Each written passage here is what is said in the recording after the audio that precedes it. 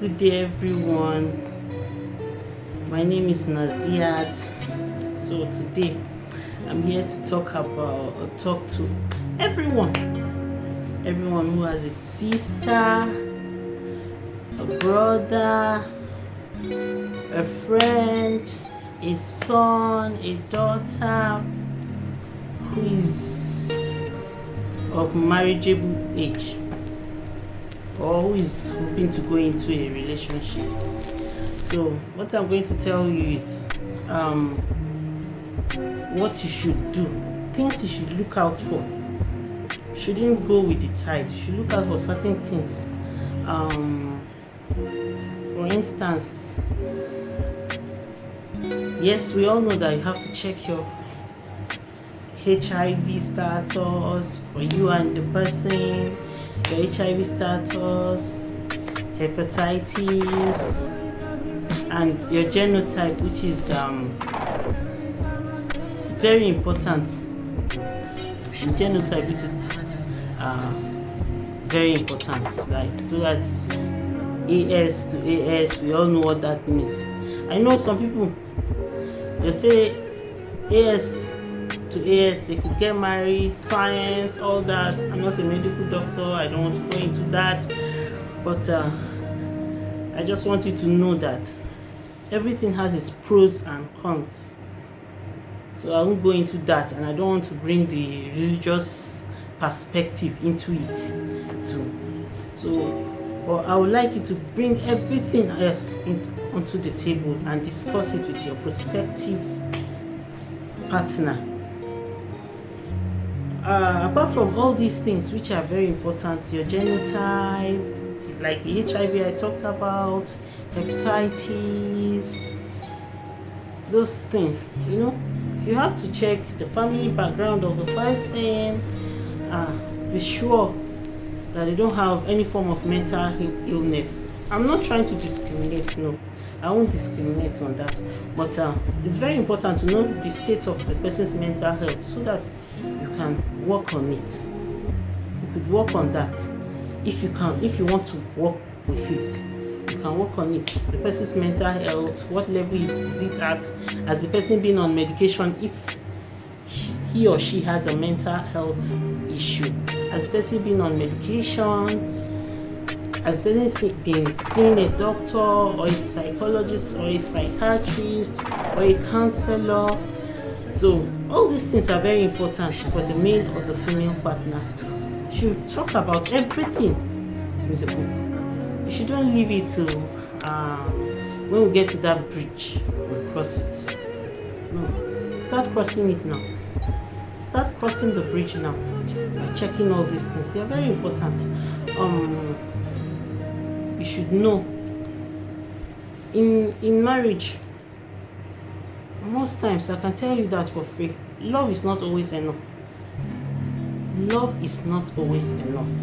So all these little things we take for granted, they are very important. So we should check that. You should also look at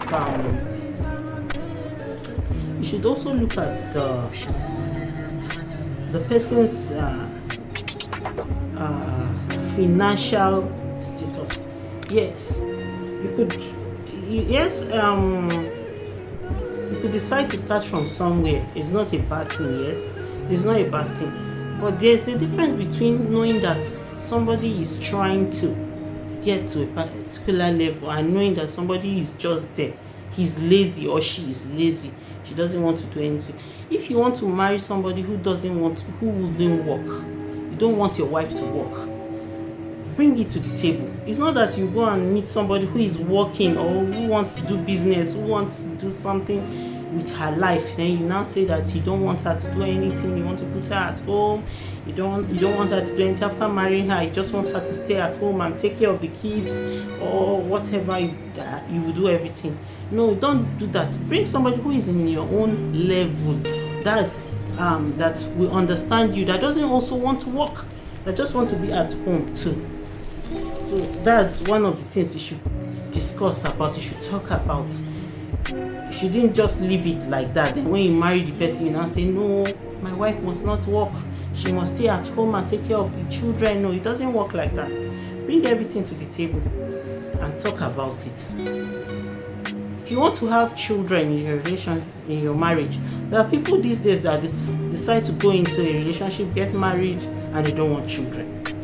I'm not going to be talking about the religious part of it. No. I'm not going to be doing that. But I'm going to tell you now for free that you should discuss it.